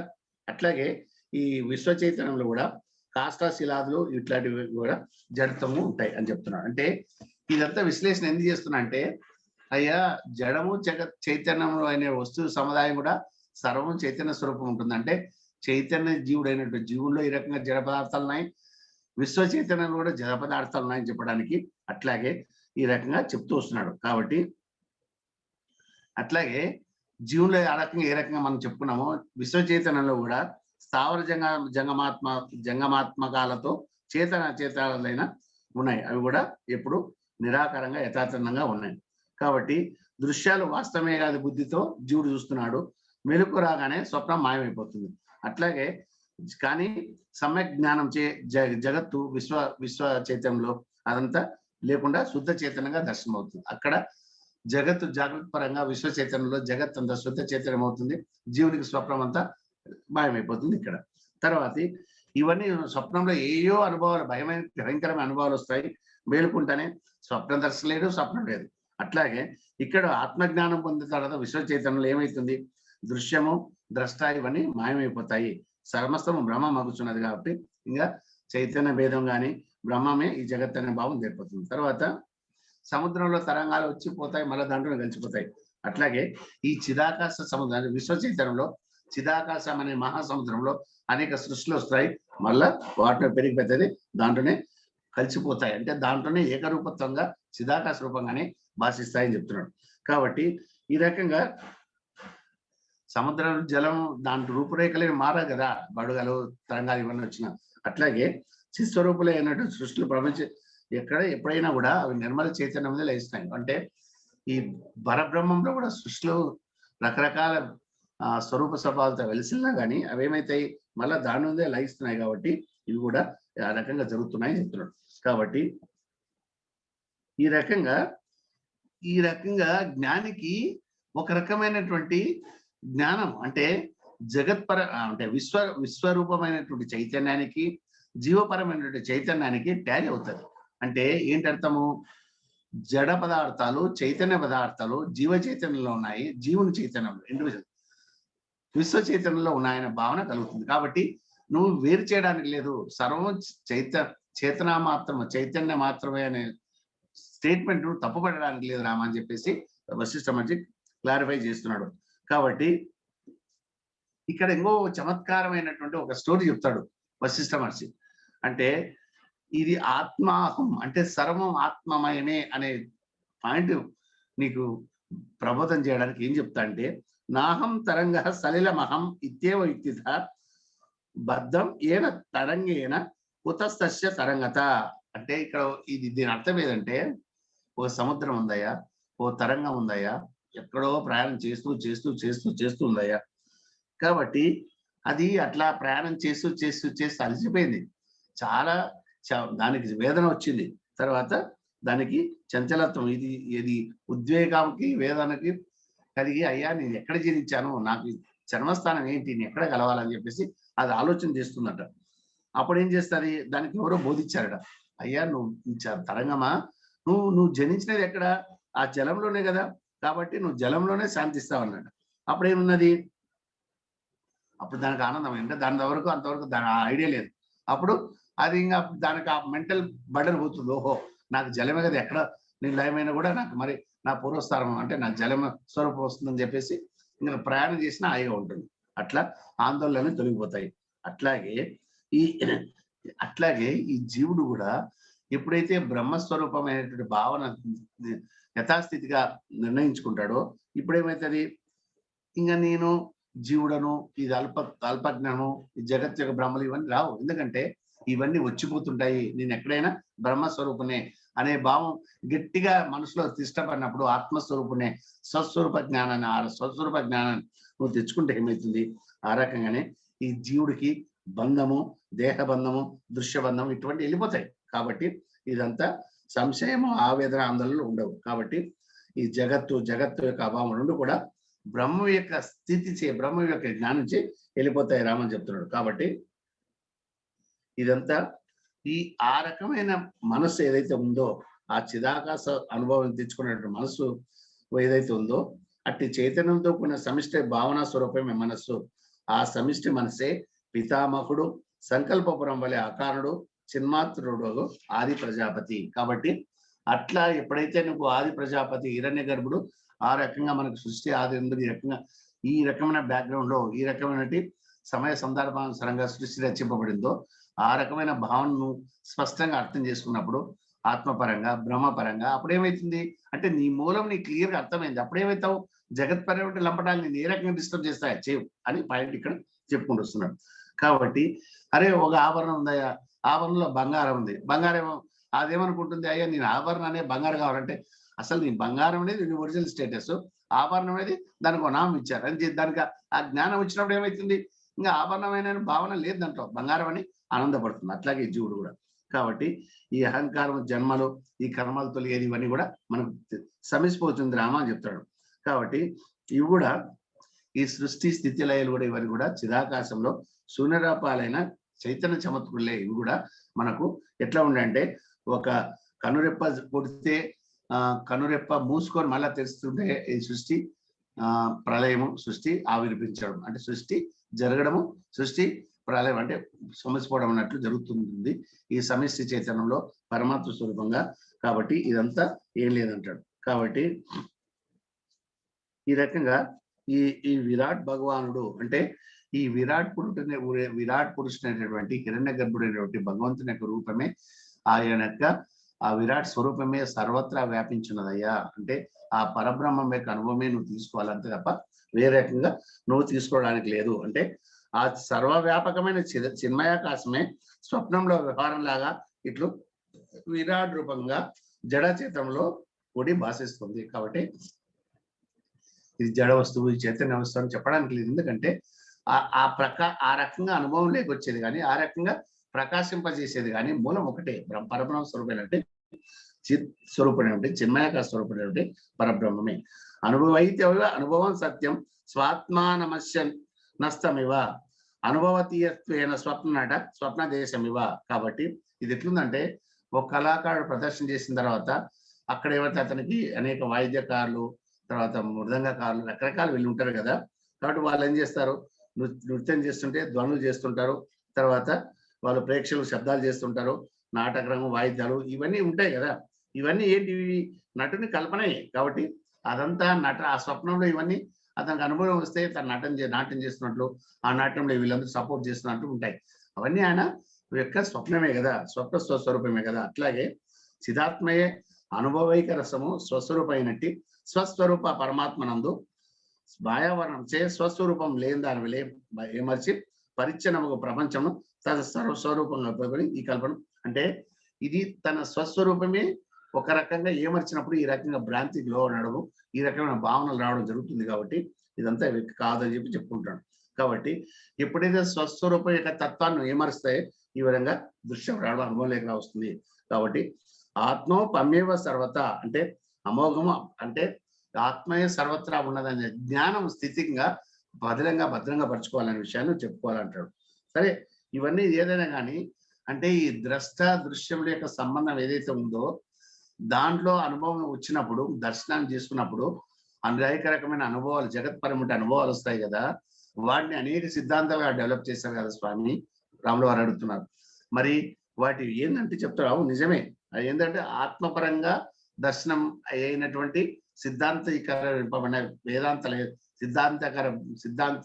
సిద్ధాంతీకరణ చేయమన్నట్టు బోధలు ఏవైతే ఉంటాయో వారి వేదాంతులు వారి గురువులు వ్యాసులు, అర్హతులు వారి గురువులు అర్హత, సాంఖ్యులు వారి గురువులు కపకలం, సాగతులు వారి గురువులు. అట్లాగే అంటే ఈ ఆధ్యాత్మిక ఈ వేదాంత శాస్త్రాల్లో కూడా ఏమవుతున్నాయంటే సూత్రాంతిక, వైభాషిక, యోగాచార, మాధ్యమికులు ఇవి కూడా బుద్ధులు, పాశుపతులు, గానాపతులు, వైష్ణవ శక్తులు. అంటే ఈ రకంగా ఈ గురువులు వాళ్ళ అనుభవాలను బట్టి ఆత్మను బేస్ చేసుకునే వాళ్ళు ఈ శిష్యులకు ఆ రకంగా బోధన చేశారంటే ఈ ద్రష్ట ఉందా, ఈ దృశ్యం ఉందా, ద్రష్ట దృశ్యం ఏ రకంగా అనుభవం తీసుకున్నాడు, జగత్పరమైన అనుభవాలు ఏ రకంగా వస్తున్నాయి, అసలు ద్రష్ట ఉన్నాడా అసలు దృశ్యం ఉందా, భగవంతుడున్నాడా, ప్రకృతియే భగవంతుడు, ఏమంటారు దానికి, ఈ మనోమయ ప్రాణమయ అజ్ఞాన విజ్ఞానం ఆనందమయ అవతల భగవంతున్నాడు, పరమాత్మ జగత్తులు లేడయ్యా, ఈ అన్నమయ ప్రాణమయ మనోమయ విజ్ఞానమయ ఆనందమయ కోశంలో ఆవల ఉన్నాడు, బుద్ధి ఈవల జగత్తు ఉంది, కాబట్టి బుద్ధికి ఈవల జగత్తు ఆవల పరమాత్మ అని, కాబట్టి ఇహలోకంలో ఏవైతే మనం చేస్తాం పరలోకంలో అనుభవిస్తాం, ఈ రకరకాలు చెప్తున్నాడు ఈ వేదాంతాలు. ఇవి ఏదైనా కానీ ఆయా గురువుల యొక్క అనుభవాల దృష్ట్యా వారి యొక్క పాఠ్య బోధన లేకుంటే వాళ్ళ యొక్క వేదాంత సార యొక్క గ్రహణం ద్వారా గ్రహించుకున్న శక్తిని బట్టి శిష్యులు బోధించడం, శిష్యులు కూడా అదే అనుభవం రావడం జరుగుతుంది. కాబట్టి బ్రహ్మము అది ఏ రకంగా నువ్వు ఆలోచన చేస్తే ఆ రకంగా బ్రహ్మము నీకు అనుభవం లేకొస్తుంది, దాని చమత్కారం అది రామ అని చెప్తాడు. కాబట్టి ఇదంతా ఏదంటే దీని సారాంశం ఏది, అజ్ఞానం అంటే ఈ భ్రాంతి, దృశ్యం యొక్క భ్రాంతి జీవుల్లో తెలియకపోతే మొత్తం బ్రహ్మమే కాబట్టి అని చెప్తాడు. అది స్టేట్మెంట్. మరి స్వామి కొంతమంది ఏం చేస్తారు, జగత్ సంసారూపంగాడా, కాబట్టి దీన్ని దాటుకోవాలంటే ధ్యానము తపస్సు తర్వాత సమాధి ఇట్లాంటివి చేస్తుంటారు కదా స్వామి, అంటే మరి దాన్ని ఏ రకంగా దీన్ని మనం ఊహించుకోవాలి స్వామి అంటాడు. అంటే అయ్యా నువ్వు తపస్సు ధ్యానము సమాధి ఇవన్నీ చేస్తావు, దీని ఈ సంసారమైన భ్రాంతి నుంచి బయటపడాలి కదా కదా. సంసారం ఎక్కడి నుంచి వచ్చిందే, జగత్తు నుంచి కదా, జగత్తు అనుభవాలే సంసారం వస్తుంది. జగత్ ఇంతవరకు ఏం చేసాము, బ్రహ్మస్వరూపం అన్నాం కదా, అంటే ఆత్మ జ్ఞానం చే జగత్తును బ్రహ్మస్వరూపంగా అవలోకనం చేసుకొని అప్పుడు నువ్వు ఈ రకమైన భేదభావాలకి సంసార భావం లేకుండా చేసుకుంటావు, అంతే తప్ప ఈ తపము ధ్యానము ఇవన్నీ ఏం చేస్తాయి, నీకు నీ బుద్ధిని పరిశుద్ధపరచడానికి ఉపయోగపడదు తప్ప అల్టిమేట్ గా గమ్యాన్ని చేయడానికి ఉపయోగపడవు అని చెప్తున్నాడు. ఎందుకంటే శాస్త్రం స్పష్టంగా చెప్తుంది, ముల్లోకంలో బ్రహ్మమే అయినా తప్ప ఇంకా మోక్షోపాయానికి అదొకటే జ్ఞానం, అదొకటే దృఢమైన ఉపాయం, కాబట్టి ఇది కాదు అని చెప్తాడు. మరి స్వామి అమలు వారు ఎట్లా ప్రశ్నలు ఇస్తున్నారు చూడండి స్వామి, మరి విదేహముక్తులు ఈ జీవన్ముక్తులు ఉన్నారు కదా, మరి వీరు వాళ్ళ అనుభవాలు ఒకే రకంగా ఉంటాయా, వాళ్ళు ఏ రకంగా జగత్తును దర్శిస్తున్నారు స్వామి, కాబట్టి వారు ఏ రకంగా సమన్వయించుకుంటున్నారు స్వామి అని చెప్తాడు. అంటే ఇక్కడ అంటే జీవన్ముక్తునికి ఇంకా జీవం ఉంది, ఇంకా జీవం వదల్లా, విదేహముక్తుల్లో వెళ్ళిపోయాడు, కాబట్టి స్పష్టమైపోతుంది విదేహముక్తునికి ఇంకా ఆటోమేటిక్గా బ్రహ్మమే ఉంటుంది తప్ప జగత్తు ఉండదు. కానీ జీవన్ముక్తునికి జగత్ కూడా బ్రహ్మపరంగానే అనుభవం వస్తుంది, అంతే తప్ప దృశ్యము మొదటి రెండు వారికి దృశ్యం అనేది రాదు, బ్రహ్మస్వరూపమే ఉంటుంది, కాబట్టి సుఖస్థితి ఉంటుంది. కాబట్టి తర్వాత ఏమంటాడు, ఇది రెండు ఆత్మ సాక్షాత్కార చమత్కారాలని భావిస్తారు. అంటే ఆత్మ యొక్క సాక్షాత్కార చమత్కారాలే ఈ జాగ్రత్త స్వప్న యొక్క అనుభవాలని చెప్పేసి వాళ్ళు క్లియర్ గా తెలుసుకుంటారు. కాబట్టి రాత్రి కళలో భవనాలు ఇవన్నీ దర్శనం అయితే నెక్స్ట్ డే ఆ భవనాలు ఎట్లా కట్టారు, మార్బల రాయ ఇవన్నీ ఆలోచించు కదా, సో అంతే. కాబట్టి ఇది ఈ రకంగా సర్వం బ్రహ్మస్వరూపమైనప్పుడు జగత్ ఎట్లా నిర్మింపబడినది అనే భావన విశ్లేషణ అనవసరం, దృశ్యం గురించి ఆలోచన రాదని చెప్తాడు. కాబట్టి తత్వజ్ఞుడు సృష్టి ఇది అంటే ఇది ఏంటంటాడు, తత్వజ్ఞుడు సృష్టి అది ఎందు నిర్వికల్పము నిర్విషయమగు ఆత్మ ఎందు సృష్టి జనించడానికి కారణం ఏమీ లేదు. కాబట్టి అంటే అసలు తత్వజ్ఞునికి ఏ రకంగా అయితే ఈ ఆత్మజ్ఞాని అయింటాడు కదా, అతనికి ఇంకా సృష్టి త్వరగా జనించదు ఆ రకంగా. కాబట్టి సృష్టి మొదలై ఉత్పన్నం కాలేదు, కాబట్టి ఇంకా సృష్టి యొక్క అనుభవాలు ఏ రకంగా వస్తాయనేది అది అది అది క్వశ్చన్ కాదని చెప్పడం. తర్వాత ఇక ఈ సృష్టి యొక్క యథార్థ జ్ఞానం కలగానే స్వప్న అది ఒకవేళ కలిగినా కూడా స్వప్నం మాలే మాయమైపోతుంది. కాబట్టి ఇదంతా కూడా ఈ అనుభవాలు అనేటివి అజ్ఞానికి కానీ జీవన్ముక్తి కానీ విధేయముక్తుని కానీ బ్రహ్మస్వరూపంగా లేకుంటే బ్రహ్మమయంగా ఆ అనుభవాలు వస్తాయి తప్ప జగత్పరమైన ఆ అనుభవాలు కానీ జగత్పరమైన దర్శనం యొక్క ఏమంటారు దాని స్పందన ప్రతిస్పందనలు కానీ జరగవు అని చెప్పేసి విషయాన్ని చక్కగా చెప్తాడు. కాబట్టి ఇది తర్వాత ఈ సమాధి ఇవన్నీ మరీ ప్రశ్నిస్తారు రాముల వారు, స్వామి జగత్ బ్రహ్మాండం చేసి దీన్ని ఈ జగత్ భావోద్వేగం తీర్చడానికి ఏం చేస్తారు వాళ్ళు, ఏదో సమాధిలో మనం తపాల్సి చేస్తుంటారు కదా, అది మరి ఈ జగత్ దుఃఖమయమని అంటే మీరు సగం యాక్సెప్ట్ చేశారు జగత్ దుఃఖమయమని, కానీ దాన్ని దాటుకోవాలంటే ఈ సమాధి తపస్సు ఇటువంటి చేస్తున్నారు కదా, మరి అది ఎట్లా స్వామి అంటే అది అంటాడు, అయ్యా జగత్తును ఏమర్చి జగద్రహిత సమాధి ఆశ్రయించే వారి ప్రయత్నంలో జగత్ సత్యమే అని కదా భావన. అంటే జగత్తు యొక్క ఐడెంటిటీని యాక్సెప్ట్ చేసి ఈ జగత్ యొక్క అనుభవం దాటివేయడానికి సమాధి పోతున్నారు. జగత్ యొక్క అనుభవం ఒకటి దాటివేయాలంటే అర్థం ఈ జగత్ సత్యం అనే కదా వాళ్ళు ఆలోచించేది. లేదు కదా, జగత్తే సత్యం కాదు కదా. కాబట్టి ఆ ధ్యానం వల్ల లాభం లేదు. ఓన్లీ ఆత్మజ్ఞానం వల్లనే. అంటే ఆ రకంగా వాళ్ళు ధ్యానం కానీ సమాధి అయినా అది సవికల్ప సమాధి అవుతుంది తప్ప నిర్వికల్ప సమాధి కాదు. నిర్వికల్ప సమాధి అయితేనే బ్రహ్మపరం అవుతుంది. కాబట్టి అది భేదం అని చెప్తాడు. కాబట్టి నిర్విషయ ధ్యానం. కాబట్టి ఎప్పుడైతే నువ్వు విషయాన్ని దృష్టిలో కొని ఆ విషయాన్ని దాటడానికి నువ్వు ఏదైనా సాధన చేస్తే విషయం ఉందని నువ్వు ఫస్ట్ ఐడెంటిఫై చేసావు, నీకు ఇంకక్కడ అది నీ స్మృతులు నీ జ్ఞానంలో నుంచి బయటకు వెళ్తా వెళ్ళదు. అట్లా కాకుండా అసలే లేదని భావన క్లియర్గా చేసుకొని ఆత్మజ్ఞానం ద్వారా నీవు మాత్రమే దాని సంశయం నివృత్తి చేసుకోగలుగుతావని చెప్తాడు. కాబట్టి జగత్తుగా ఆత్మయే భ్రాంతి చేత కనిపిస్తుందని ఆత్మ సర్వదా నిరతిశయ ఆనంద సచ్చిదేకరస స్వరూపం నిశ్చయించడే జగత్ యొక్క లయము. అంటే జగత్ ఏ రకంగా లయం చేస్తామంటే జగత్ అంటే ఈ ఈ ప్రాబ్లమ్స్ అవన్నీ అన్నాం కదా, ఈ జగత్ యొక్క ప్రభావం ఎట్లా మనం దాన్ని సమీక్షించుకోవాలని ధ్యానం సమాధి కాదయ్యా. ఆత్మయే జగత్తు, జగత్తుగా ఆత్మయే భ్రాంతి చేయ అనిపిస్తుంది. ఆత్మ సర్వదా నిరతిశయ ఆనంద సచ్చిదేకర రస స్వరూపం అని నిశ్చయించడే జగత్ యొక్క లయము. అదే అత్యంత అభావం కూడా. ఆ రకంగా అయితేనే ఈ నిర్వికల్ప సమాధి సవికల్ప సమాధి ద్వారా బ్రహ్మపరం చేరుకోలేము. కాబట్టి ఆ జగత్తును ఆత్మగా వేరుగా దర్శించడం అనేది అజ్ఞానానికి కారణం. కాబట్టి నువ్వు ఆ రకంగా రాంగ్ సైడ్ సాధన చేస్తే నీకు ఫలితం దొరకదు. కాబట్టి ఇదాగో అనంతమగు నిర్వాణం ఇవన్నీ ఎట్లా జరుగుతాయంటే నువ్వు ఎంతసేపు ఉన్నా కూడా సమ్యక్ జ్ఞానైక గణత్వము.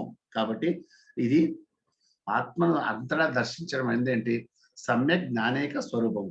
కాబట్టి గణత్వం అట్లా మమాత్మ సర్వభూతాత్మ తత్వమసి ఇదంతా ఆత్మస్వరూపమే. అయమాత్మ బ్రహ్మ ఇవన్నీ కూడా ఎందుకు వచ్చాయి వేదవాక్యాలను దీనివల్లనే. అంటే సర్వం ఆత్మలో ఉన్నదయ్యా, ఆత్మలో దర్శించు, వేరే ఏం లేదు. దీన్ని నువ్వు ఆత్మ జ్ఞాన సాధన కోసం నువ్వు ప్రయత్నం చేయాలి తప్ప జగత్పరమైనటువంటి లంపడాలు దాటుకోవాలని సాధన చేసే లాభం లేదు అని చెప్పడం ఇక్కడ. కాబట్టి ఇదంతా దృశ్యము కూడా పరమాత్మనే, నువ్వు ఆలోచించుకో. కాబట్టి ఇది పరబ్రహ్మమే ఆలోచించుకోండు. శుద్ధ బ్రహ్మమే నేను, అహం బ్రహ్మాస్మి. కాబట్టి ఇలా నువ్వు ఎప్పుడైతే సర్వం బ్రహ్మస్వరూపంగా నువ్వు ఆలోచన చేస్తావో అప్పుడు నీకు సర్వం శుభప్రదమవుతుందని ఆ డిస్కషన్ అట్లే కంటిన్యూ చేస్తా. అంటే ఇక్కడ 3 రకాల జీవునికి సంబంధించిన ఆత్మశుద్ధి ఆత్మజ్ఞానము, బ్రహ్మస్వరూపంగా సంబంధించిన బ్రహ్మజ్ఞానము, ఆత్మజ్ఞానము బ్రహ్మస్వరూపం బ్రహ్మజ్ఞానం కలిగినప్పుడు జగత్పరమైన లంపటాలు కానీ ఈ సాధనలు ఏవైతే ఉంటాయో తపస్సు కానీ సమాధి కానీ ధ్యానం కానీ ఇవన్నీ కూడా బుద్ధిని నిర్మలం చేయడానికి ఉపయోగపడతాయి తప్ప జగత్పరమైన లంపటాలను దాటివేయడానికి అది కరెక్ట్ కాదు. ఎందుకంటే జగత్తులో ఇది బాధలు నాకు కలిగిస్తున్న భావనలో రావద్దు. ఎందుకంటే జగత్తే లేనప్పుడు ఆ భావనలు రాకూడదు కదా. సర్వము ఆత్మమయమే, సర్వం బ్రహ్మమయమైనప్పుడు ఇంకా ఇటువంటి ఆలోచనల ద్వారా నీకు ఏమైతుంది, సుస్థిరమవుతుంది, పరబ్రహ్మ స్వరూపాన్ని చేరుకోవడానికి వీలవుతుంది చెప్పేసి ఆ డిస్కషన్ అంటే కంటిన్యూ చేస్తారు. నెక్స్ట్ క్లాస్ లో మళ్ళీ కంటిన్యూ చేస్తాం. సర్వం శ్రీ సాయిశ్వరార్పణమస్తు. సాయిరాం ప్రవీణ్. సాయిరాం సార్.